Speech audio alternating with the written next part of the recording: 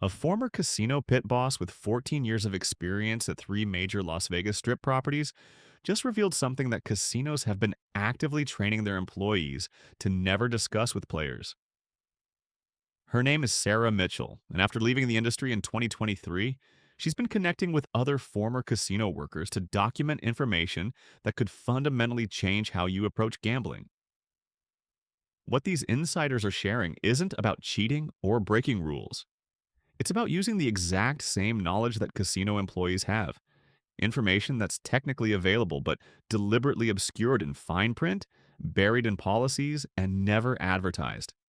According to Sarah and the network of former employees she's assembled, there are 7 specific loopholes that casinos are aware of, that management knows players could exploit, but that training materials specifically instruct employees to avoid mentioning unless directly asked.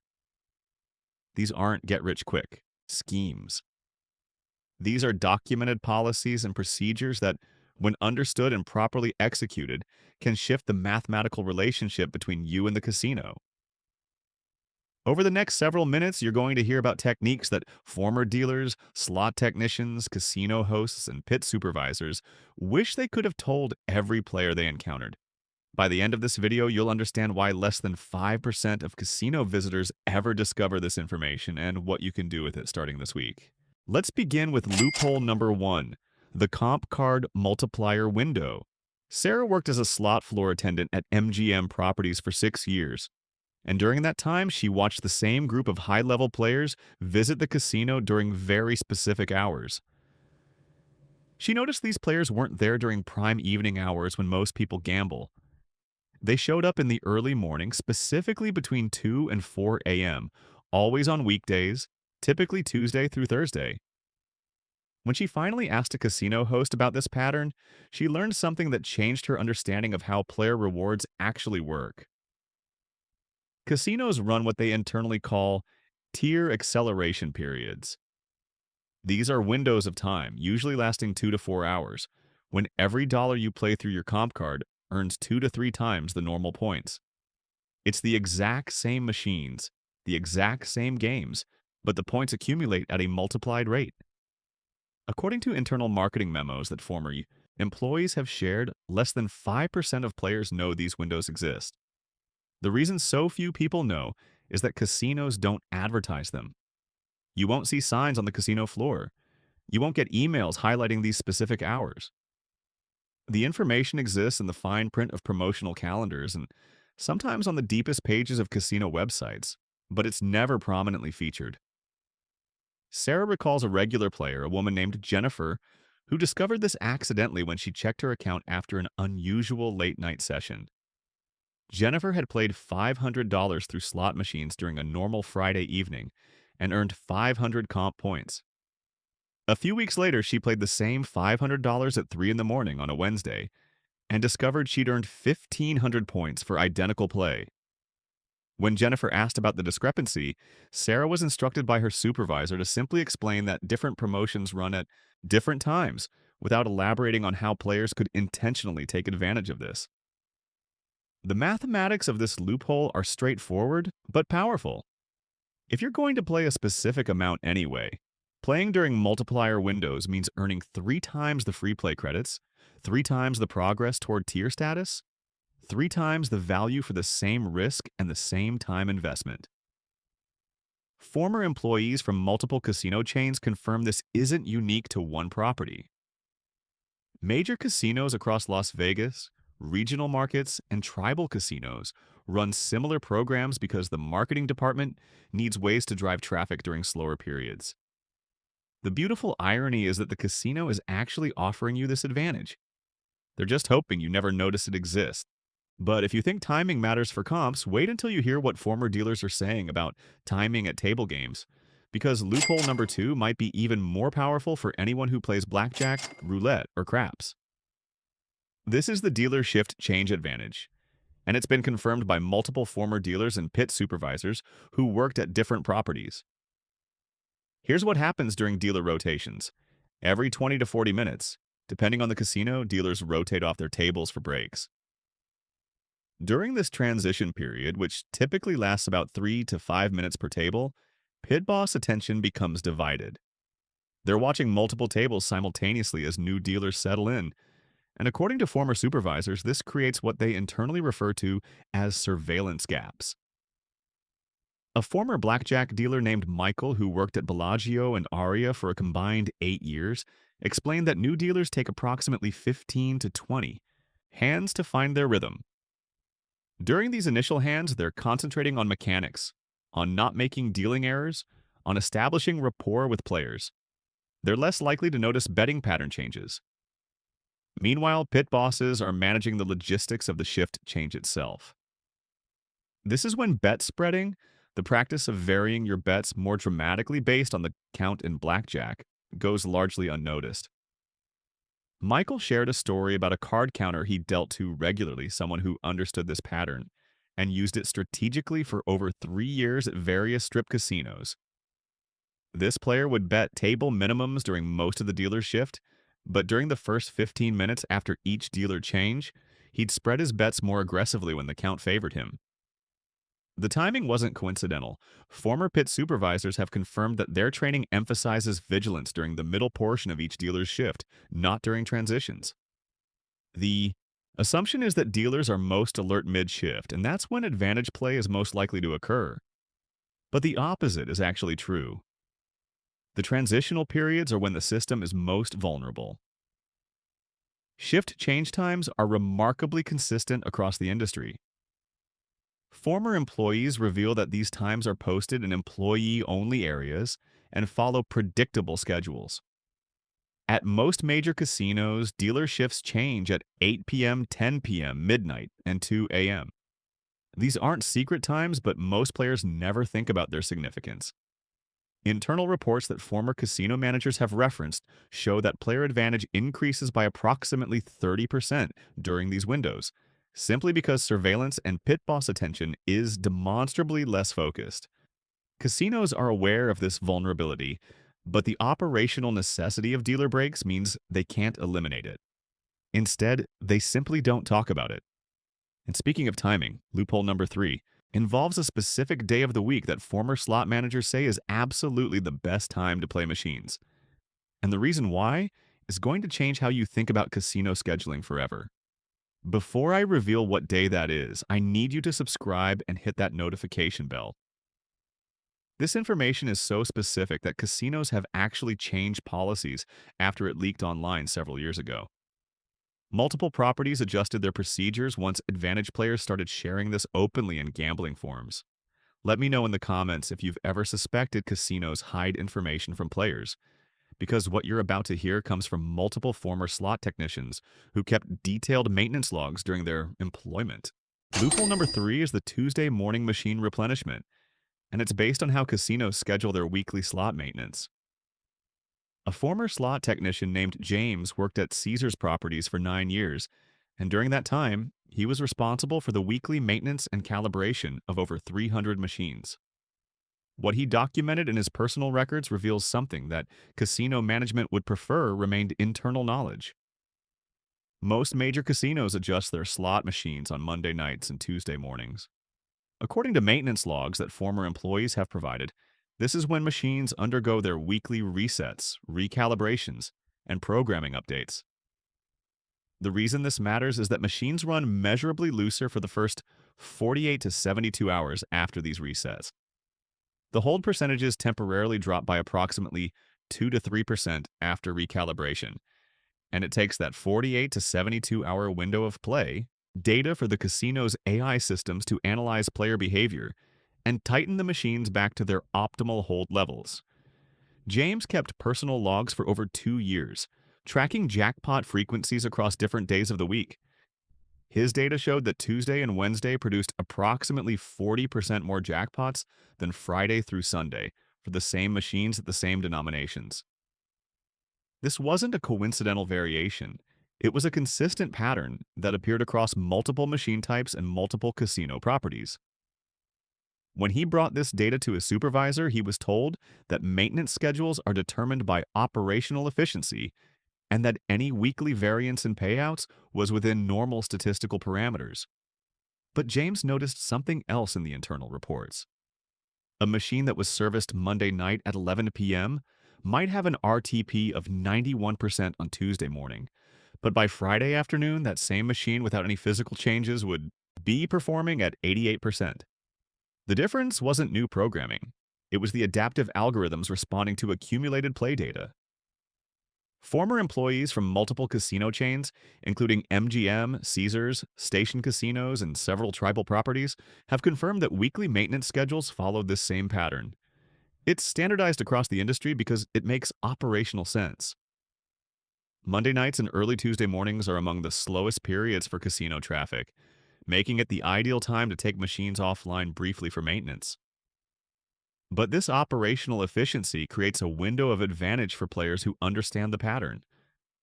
The psychology of why casinos hide this is straightforward. They actively promote weekend play through advertising, entertainment bookings, and special events. Weekend players encounter machines at their tightest settings, when hold percentages are optimized after several days of data collection. But casinos need to fill rooms and drive traffic on weekdays, so they run promotions for Tuesday and Wednesday. What they don't mention is that the machines themselves are performing differently during these promoted periods. Sarah, the former slot attendant from Loophole Number 1, recalls a player who figured this out independently. This woman, who visited twice weekly for 6 months, kept detailed records of her sessions. She played exclusively on Tuesday mornings and Friday evenings, betting identical amounts on the same machines. After 6 months of documentation, her Tuesday sessions showed 23% better results than her Friday sessions. When she mentioned this to Sarah, she was told that variance and luck probably explained the difference. But Sarah knew the real reason, and she wasn't permitted to confirm the player's suspicions. Now, you might be wondering if there's a loophole that works specifically for table games, and what former pit supervisors have revealed about that is going to sound almost too specific to believe. Loophole number 4 is the pit boss rating manipulation, and it comes from former supervisors who spent years rating players at blackjack, craps, roulette, and baccarat tables. A former pit supervisor named David worked at 3 different strip properties over 12 years, and he estimates he rated over 50,000 individual players during that time. What he explained about how rating actually works reveals a system that sophisticated players can strategically navigate. Pit bosses don't watch every hand you play. They can't. They're managing multiple tables, handling player disputes, coordinating with dealers, and monitoring dozens of simultaneous activities. According to internal training documents that former employees have referenced, pit bosses estimate your average bet by watching 3 to 5 random hands during your session. They observe you for a few minutes, usually within the first 10 to 15 minutes after you sit down, record what they believe is your average bet, and that rating stays in the system for your entire session, unless something dramatic changes that catches their attention again. The training materials explicitly instruct pit bosses to round down unless they're watching continuously, which they almost never are. This creates the loophole. The system assumes that the betting level you establish in the first 10 to 15 minutes represents your play for the entire session. If you bet $100 per hand during that initial rating period, you're coded in the system as a $100 player. Once that rating is locked in, you can reduce your bet size by 40 to 60% for the remainder of your session. And unless the pit boss happens to return and specifically reevaluate you, the system continues crediting you with the higher betting level. David shared the story of a regular player who used this technique at Caesars properties for over 2 years. This player would arrive at a blackjack table and bet $100 per hand for exactly 20 minutes. He'd play conservatively, never drawing attention, just establishing himself as a consistent $100 bettor. After 20 minutes, once he was certain the pit boss had moved on to other tables, he'd reduce his bets to $50 per hand for the next 4 hours. The mathematics of this approach are significant. If you're rated as a $100 player betting 80 hands per hour for 4 hours, the casino's system assumes you've put $32,000 in theoretical action. But if you actually bet $100 for 20 hands and then $50 for 320 hands, your real theoretical action is $18,000. You're receiving comps, free play, and tier credits based on $32,000 or dollars of action while only risking $18,000. David admitted that pit bosses rate thousands of players every week, and they rely heavily on initial observations. The system is designed for efficiency, not for continuous monitoring of every player. Once you're rated, you become part of the background unless you do something to stand out. Former supervisors have confirmed that their training emphasizes focusing on new players and on detecting cheating, not on continuously verifying that rated players maintain consistent bet levels. This is completely legal. You're not hiding your bets, you're not breaking any rules. You're simply understanding when the casino is paying attention and when it isn't. And if you think that's powerful, wait until you hear what former slot managers revealed about a loophole involving machine malfunctions. Because this next one is so specific that several former employees said management threatened termination if they ever explained it to players. Loophole number 5 is the malfunction error code advantage. And this one is so specific that several former employees said management threatened termination if they revealed it to players. The setup for understanding this loophole comes from a story that happened at Red Rock Casino in 2019. A woman was playing a Buffalo Gold machine, betting $2 per spin, and she triggered the bonus round. During the free spins feature, with significant wins accumulating on screen, the machine suddenly froze. The reels stopped mid-spin, the screen went black for 3 seconds, and then an error message appeared with a code she didn't understand. She immediately called for an attendant, expecting the issue would be resolved and her bonus round would continue. What happened instead is what happens to thousands of players every year. The slot attendant arrived, reset the machine using a key and a series of button combinations, and the bonus round disappeared completely. The woman protested, explaining she was in the middle of a bonus that was showing over $200 in accumulated wins. The attendant apologized, explained that malfunctions void all pays, pointed to the message printed on every machine, and offered her a complimentary buffet as a gesture of goodwill. The woman accepted the buffet coupon and left frustrated, believing she had no recourse. But here's what a former slot attendant named Rachel wants every player to understand. When a machine malfunctions mid-bonus, the casino is required to document it in their incident log. According to employee handbooks that former workers have referenced, players are entitled to receive the average bonus payout for that specific game when a malfunction occurs during a feature. Most players never receive this compensation because they don't know how to ask for it, and employees are specifically instructed not to volunteer this information unless the player demands it explicitly. Rachel worked at 3 different Station Casinos properties over 7 years, and she processed hundreds of malfunction reports. The internal procedure requires the slot attendant to document the game title, the denomination, the error code, and the player's card number. That report goes to a slot shift manager, who has access to a database showing the average bonus values for every machine on the floor. These averages are calculated from thousands of bonus rounds and represent what the casino's own data shows a typical bonus pays. The error codes themselves matter. Codes like 09, which indicates a door open error, or 41, which indicates a real tilt malfunction, trigger mandatory reporting procedures. When these specific codes appear during a bonus round, casino policy at major chains requires offering compensation. But the critical detail that Rachel emphasized is that you must ask for it using specific language. When a malfunction happens, after the attendant resets the machine, you need to say exactly this: "I'd like the average bonus compensation as outlined in your malfunction policy." According to Rachel and multiple other former employees, using this precise language changes the interaction completely. It signals that you understand the policy exists and that you're not asking for a favor, you're requesting what you're entitled to receive. Rachel provided documentation showing that Buffalo Gold's average bonus, depending on denomination, ranges from $47 to $89. Lightning Link averages between $32 and $65. Wheel of Fortune bonuses average $55 to $120. These figures come directly from casino databases that track millions of spins. The woman at Red Rock, if she had known to request average bonus compensation, would have received approximately $75 instead of a buffet coupon. The difference between knowing and not knowing this single detail was $75 of actual money. Former slot managers have confirmed that less than 1% of players ask for this compensation. Training materials instruct employees to offer a food comp or a small amount of free play as a goodwill gesture, but never to mention the average bonus compensation policy unless the player specifically requests it.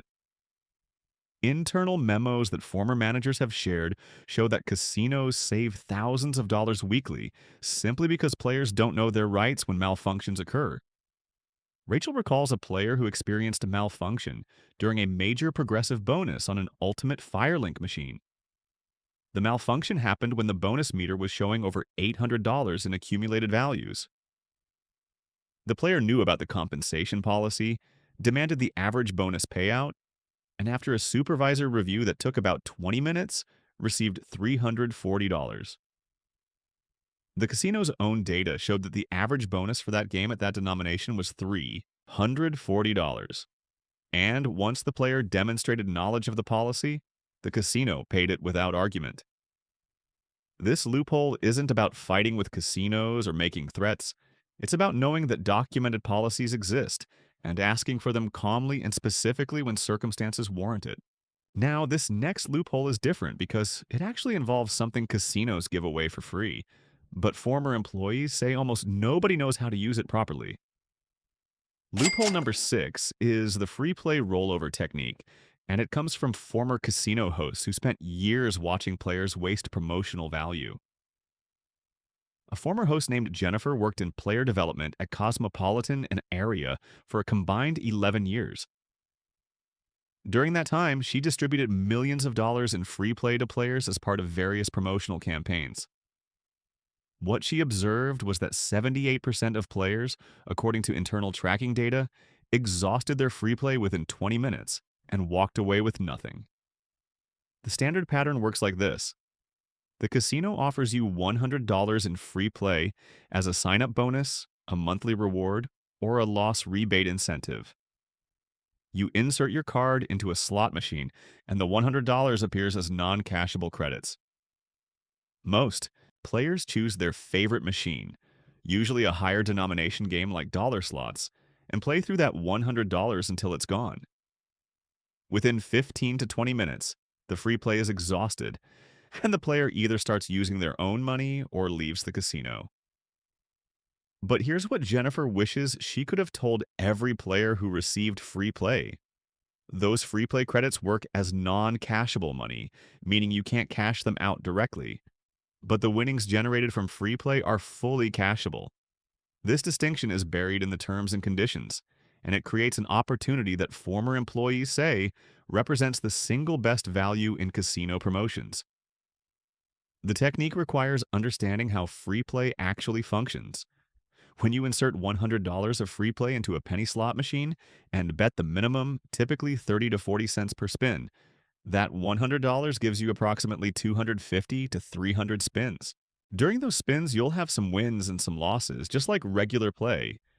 After 250 spins, you might have $60 remaining in your balance. That $60 is real money. It's not free play anymore. It's cashable currency that you can take to the cage and convert to cash. Jennifer tracked a player named Margaret who used this technique for 18 consecutive months. Margaret received $200 in monthly free play from the casino as part of a promotion. Every month, she would insert that free play into the lowest denomination of penny slots, bet the absolute minimum, and play slowly through the credits. She never tried to hit big bonuses or chase jackpots with the free play. She simply let the math work over hundreds of spins. On average, Margaret converted that $200 of free play into $40 to $60 of cashable winnings every single month. Over 18 months, she converted $3,600 in free play into $890 in actual cash that she withdrew from the casino. The mathematics work because penny slots at minimum bets have relatively low volatility. You're not going to win big, but you're also not going to lose everything quickly. The free play extends over enough spins that normal variance produces some wins, and those wins become your money. Former casino hosts admit they're trained to encourage players to use free play on their favorite games, which usually means higher denomination slots or video poker. Marketing materials use phrases like play your favorite games with free play because casinos want that promotional value exhausted quickly, so you transition to playing your own money. Internal reports that Jennifer referenced show casinos expect free play to generate $3 to $4 in additional real money play for every dollar of free play issued. When players burn through free play in 20 minutes on dollar slots, they typically reload with their own cash and continue playing. But when players use the rollover technique on penny slots, they extract actual value and often leave the casino with cashable money, generating zero additional real money play. This completely defeats the casino's promotional intent. And speaking of free money from casinos, this next loophole involves a casino promotion that former employees say is the single best opportunity most players completely waste. And the mathematics of how this actually works are going to change how you think about loss rebates forever. Loophole number 7 is the loss rebate multiplication strategy. And former casino marketing directors have said they'd actually prefer if players didn't understand the mathematics behind how this really works. The setup appears straightforward when you see it advertised. A casino offers a 20% loss rebate promotion, typically monthly or quarterly. The marketing materials explain it simply. If you lose $1,000 during the promotional period, you'll receive $200 back as free play. Most players look at this and see a minor consolation prize, something that softens the blow of losing but doesn't fundamentally change anything. But a former casino host named Patricia, who worked in player development at multiple regional casino properties for 14 years, explained that the sophisticated players she encountered understood something most people miss entirely. Loss rebates are calculated on your net loss at the end of the promotional period, but that rebate is given to you as free play credits, which means you can apply loophole number 6, the free play rollover technique, to that rebated amount.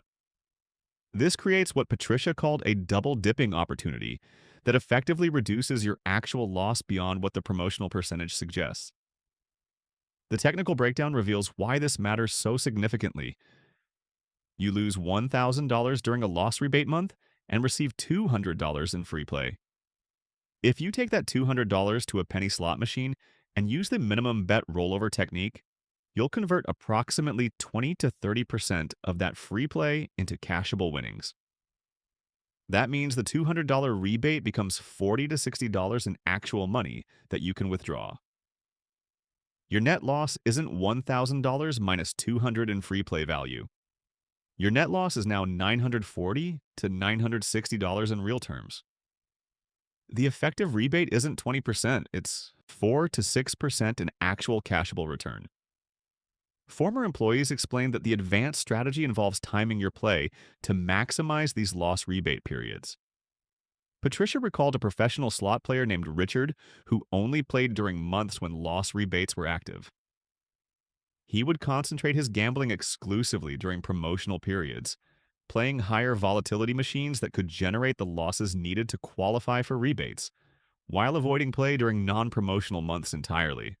According to documentation Patricia kept from player tracking systems, Richard combined this loss rebate timing with everything he knew about machine maintenance schedules, comp multiplier windows, and free play conversion.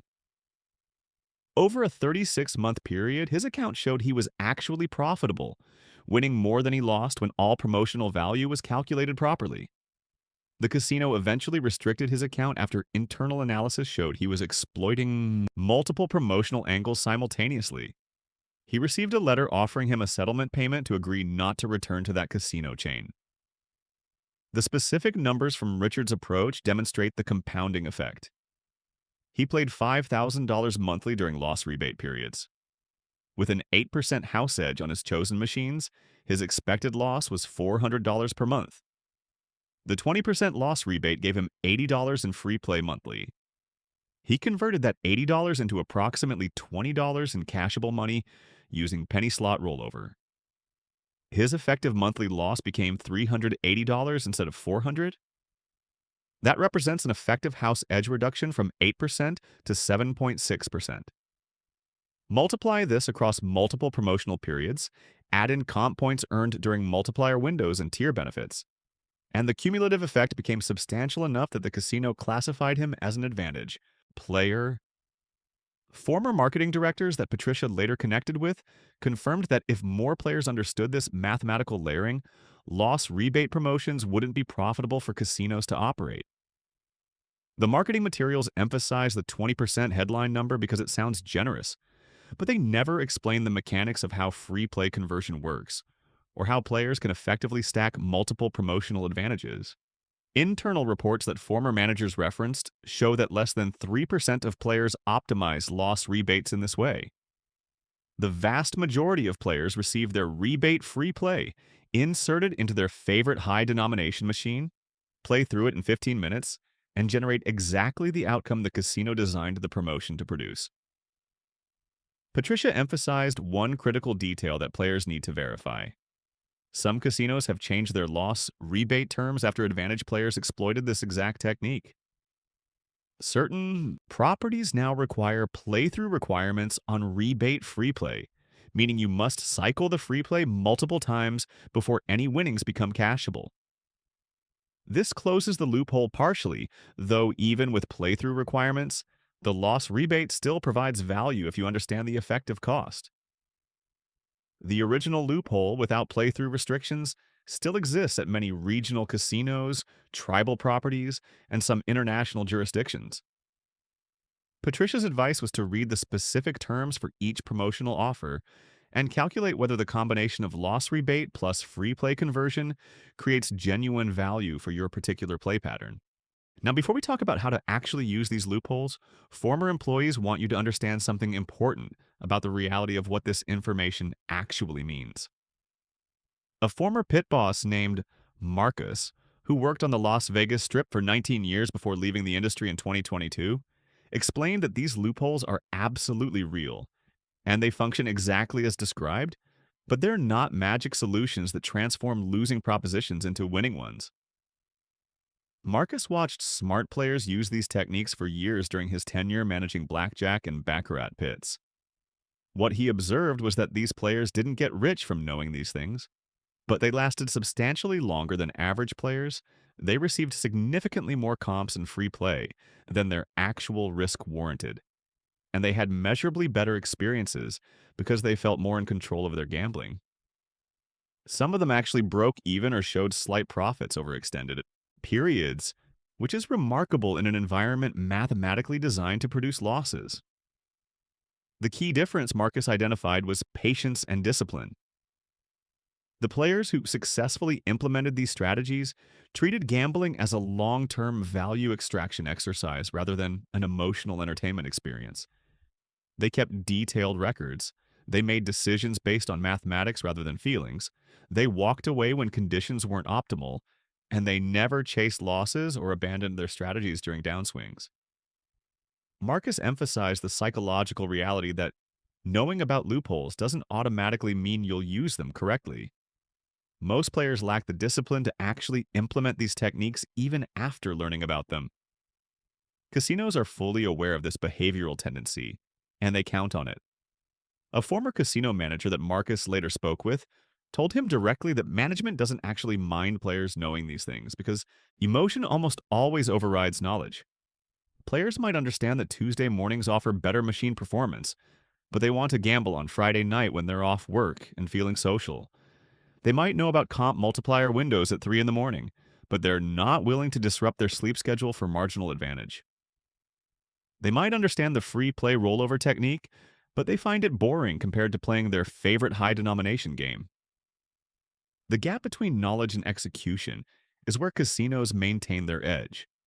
Former employees provided internal memos that confirm these loopholes exist and function as described, but they also provided documentation of terminated employees who helped players too aggressively.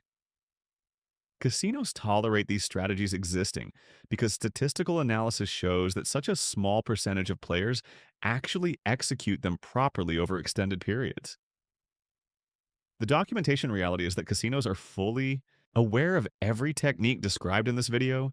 They've run internal analyses on how much these loopholes cost them annually, and they've determined that the cost of closing them would exceed the losses from the tiny fraction of disciplined players who exploit them successfully.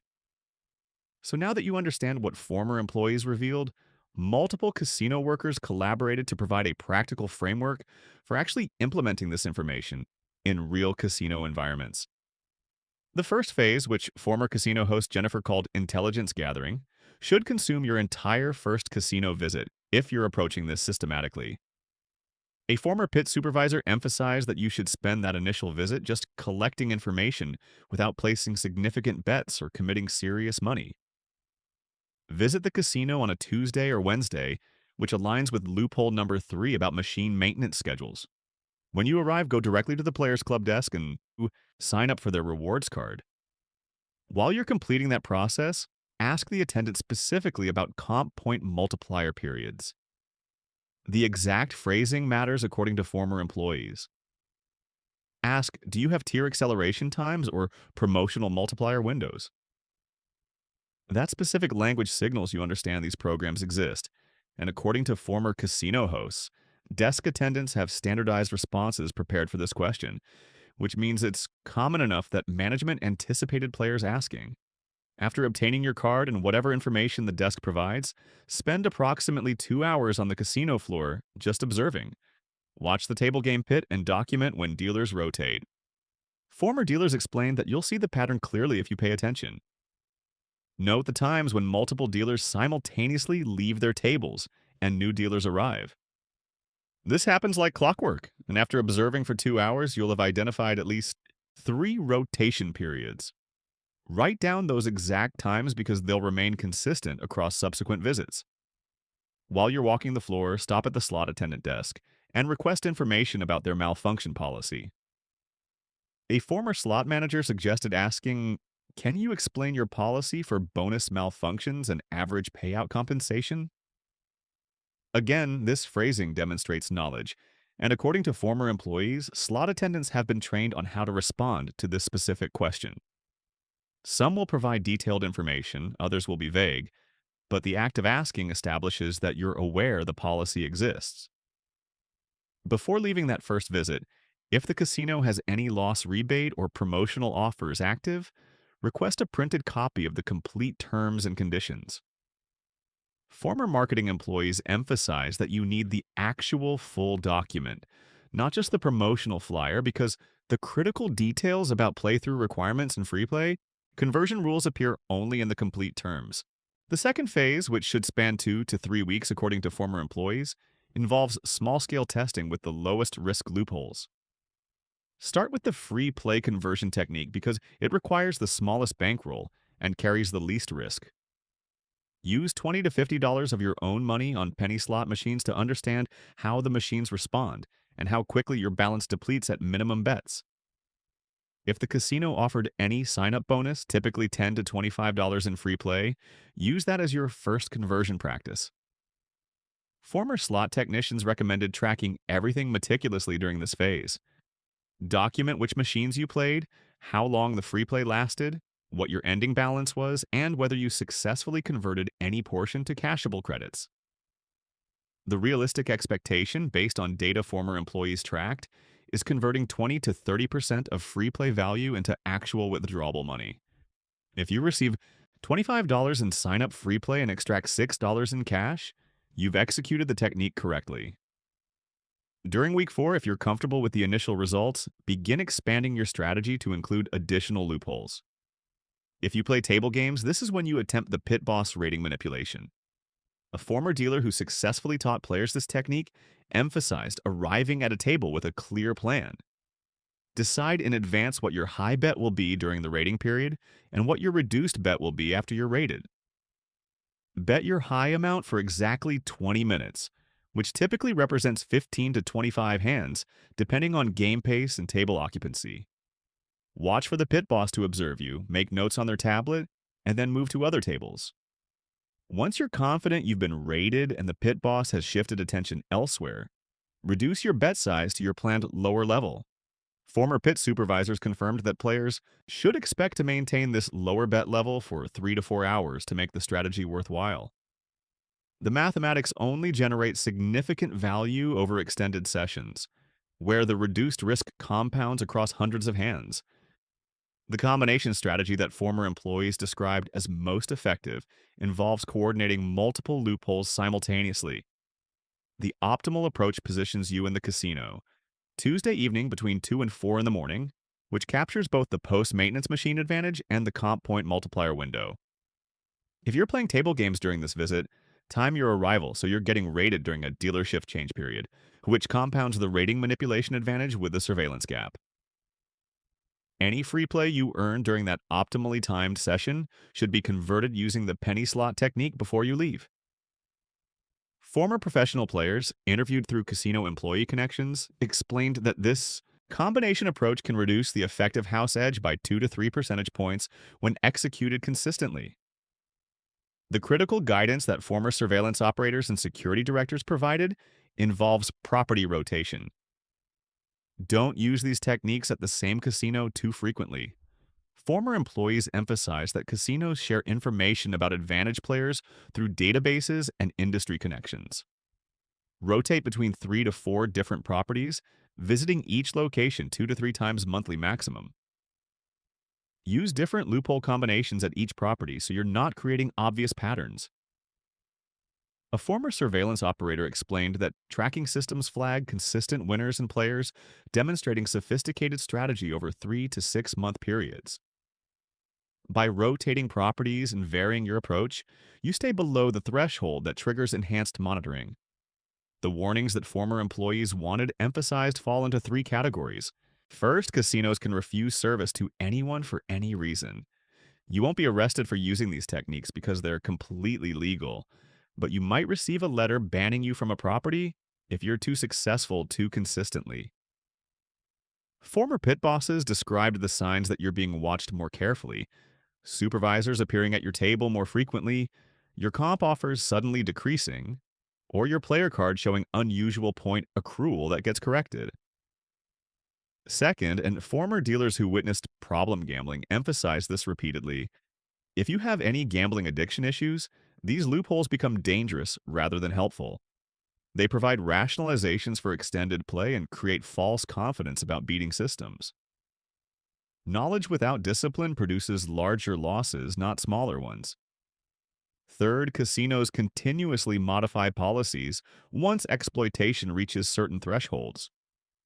Former marketing directors confirmed that these loopholes typically remain viable for 18 to 36 months before properties adjust their terms. Everything described currently works at major casinos, but players need to verify specific terms at their chosen properties because some chains have already added restrictions to certain promotions. The bigger picture that former employees want players to understand comes from someone who spent 2 decades in casino management at the highest levels. A former executive named Robert worked his way from a dealer to vice president of casino operations at a major strip property over 20 years. When he left the industry in 2023, he connected with the network of former employees who contributed to this information.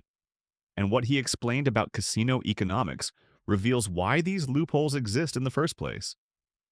Robert stated that casinos don't actually mind informed players.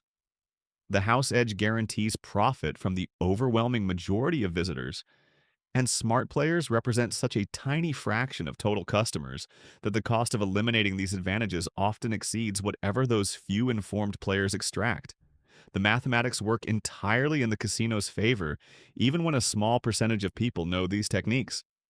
A former analytics director that Robert worked with provided internal analysis showing that only 2 to 5% of casino players use any advantage techniques whatsoever. And of that already small group, less than 1% implement the strategies correctly with sufficient discipline. Even perfect implementation of every loophole only reduces the house edge, it doesn't eliminate it. The casinos profit from the other 95 to 98% who play without any strategic knowledge far exceeds whatever the informed minority extracts. Robert explained the actual calculation that casino executives examine. The average recreational player loses approximately $400 per visit to a casino. An informed player who understands and correctly uses all 7 loopholes might lose $250 per visit instead. That sounds like the informed player is winning by losing less. But what the data shows is that informed players, feeling more confident and more in control, visit the casino 3 times more frequently than average players. The informed player making 36 annual visits at $250 loss per visit generates $9,000 in annual losses. The average recreational player making 12 annual visits at $400 loss per visit generates $4,800 in annual losses. The casino actually extracts more money from the informed player over the calendar year. Robert stated directly that casinos want players to feel smart and feel like they have an edge because that confidence drives increased play frequency and longer session duration. Multiple former employees converged on a philosophical point about what these loopholes actually represent. A former pit boss named Marcus explained that loopholes exist because casinos allow them to exist. They're not accidental vulnerabilities in an otherwise perfect system. They're features of casino operations that management has analyzed and decided to maintain. These advantages create an illusion of control, and that illusion increases overall play volume from the small percentage of players who discover them. A former consultant psychologist who worked with casinos on player retention strategies confirmed that players who believe they possess secret knowledge play substantially longer sessions than players who feel helpless against the house edge. They're more likely to develop loyalty to specific properties, more likely to invest time in understanding that casino's particular systems and schedules, and more likely to return consistently because they feel they've established an advantage that exists nowhere else. This loyalty and increased frequency, according to the psychologist's research presented to casino executives, is worth more in lifetime value than the small edge these players gain through strategic play. The honest summary from a former slot director who worked in Las Vegas for 30 years puts all of this in perspective. Everything revealed in this video is completely true, and these loopholes function exactly as described. But the house still wins. Even former employees who know every detail about how casinos operate, who understand every vulnerability and every optimal strategy, emphasize that they're simply helping you lose slower and extract more entertainment value from your gambling budget. Mathematics still matter regardless of knowledge. With all 7 loopholes implemented perfectly, casinos maintain a 3 to 5% edge on slot machines and a 0.5% to 2% edge on table games, depending on which games you play and how well you play them. Over thousands of hours of play, mathematics inevitably prevails. The silver lining is that you'll receive substantially more comps than you would otherwise, significantly more free play that you can convert to actual value, a better overall experience because you understand what's happening, and longer playing time from the same bankroll.